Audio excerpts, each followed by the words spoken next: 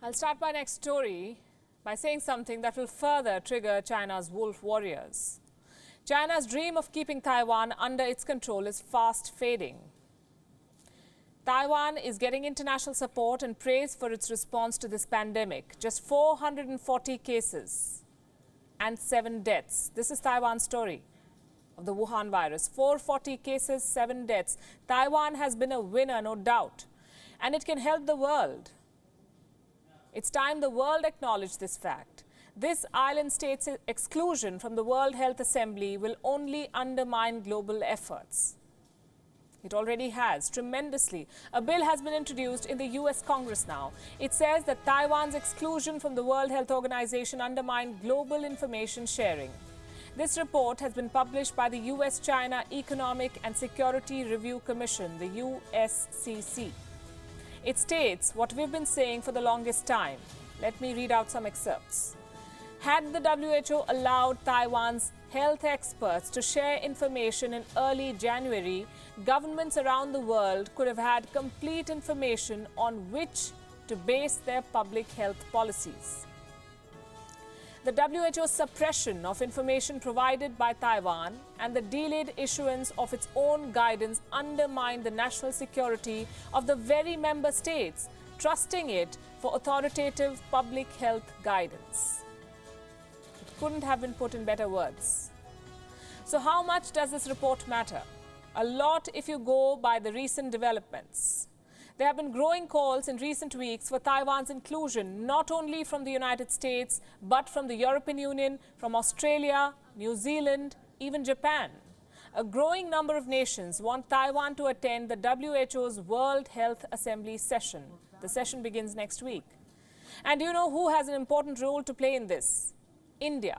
India's nominee is set to be the next chairperson of the WHO's executive board, a position it will hold for the next 3 years.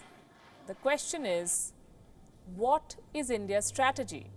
Is India ready to back Taiwan? Countries which consider India a strategic ally will expect it to support them against China's disproportionate influence at this health body. And here's something else that we must remember. China has shown scant regard for India's territorial integrity. From calling Arunachal Pradesh their own to funding infrastructure projects in Pakistan-occupied Kashmir, China has undermined India's integrity every step of the way.